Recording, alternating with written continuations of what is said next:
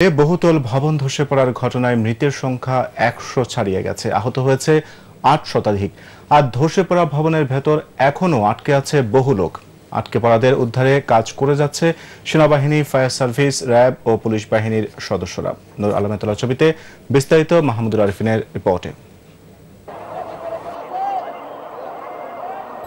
সাভারে ধসে পড়া ভবনের ভিতর থেকে একে একে বের করে আনা হচ্ছিল অসংখ্য মৃতদেহ। যারা আহত হয়েছেন উদ্ধারকারীদের সহায়তায় তারাও ভিতর থেকে বেরিয়ে আসেন। নিহত আর আহতদের প্রথমে নিয়ে যাওয়া হয় আশপাশের কয়েকটি হাসপাতাল ও প্রাইভেট ক্লিনিকে। আহতদের চিৎকার আর স্বজনদের কান্নায় ভারী হয়ে ওঠে চারদিকের পরিবেশ।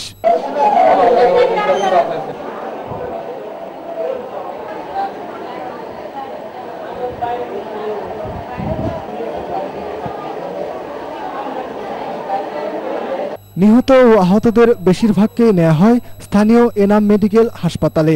একসাথে এত মানুষের চিকিৎসা দিতে হিমশিম খেতে হয়েছে তাদের।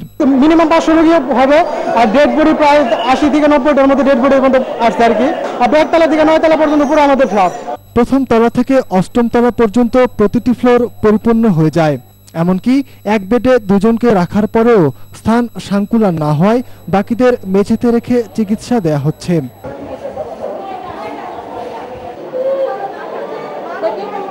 হাসপাতালে চিকিৎসারতদের অধিকাংশের অবস্থায় আশঙ্কাজনক। দুর্ঘটনায় বেঁচে যাওয়া মানুষগুলো বর্ণনা করলেন গা শিউরে ওঠা মর্মান্তিক ঘটনা। ভাঙার পরে সবাই আস্তে আস্তে যাইছি পরে আর কইতে পারেন না কই আছি, আমি মাঠের ভিতরে আসছিলাম, মোবাইল করছি। অনেকে বলছে আল্লাহ বাঁচাও, আল্লাহ বাঁচাও, এটুকু কারণে এখন আমার গাটা কাঁপতেছে, আল্লাহ বাঁচাও, আল্লাহ বাঁচাও। আমাদের আল্লাহ স্বয়ং আল্লাহ বাঁচাইছি, একটু ফাঁকা পাইছি, মনে হয় যে বেশিরভাগ বাঁচবে কিনা আল্লাহ জানে। প্রথম আমরা কাজ করতেছি, পরে একটু শব্দ হয়েছে, শব্দ হয়ে বিল্ডিং কাঁপতেছিল, পরে আমরা দৌড় দিতেছি, মানে দৌড় দিয়ে মানে একটু বেশি যাইতে পারি না, উপরে দিয়ে বিল্ডিং ভেঙে উপরে পড়ছি। একদিকে যখন আহতদের চিকিৎসা দেওয়া হচ্ছিল, অন্যদিকে বাড়তে থাকে লাশের মিছিল। আপনজনকে হারিয়ে পাগলপ্রায় স্বজনদের আর্তনাদে ভারী হয়ে ওঠে হাসপাতাল আর আশপাশের এলাকা।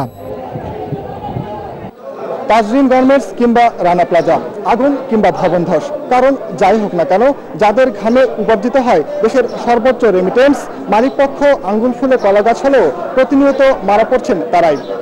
আর কত লাশের মিছিল বাড়লে, আর কত মায়ের বুক খালি হলে, কিংবা আর কত স্বজনদের আর্তনাদে সরকারের পলক নড়বে, এমনটাই প্রশ্ন দেশের সাধারণ মানুষের। Mahmudul Arifin, Islamic television, Savar, Dhaka.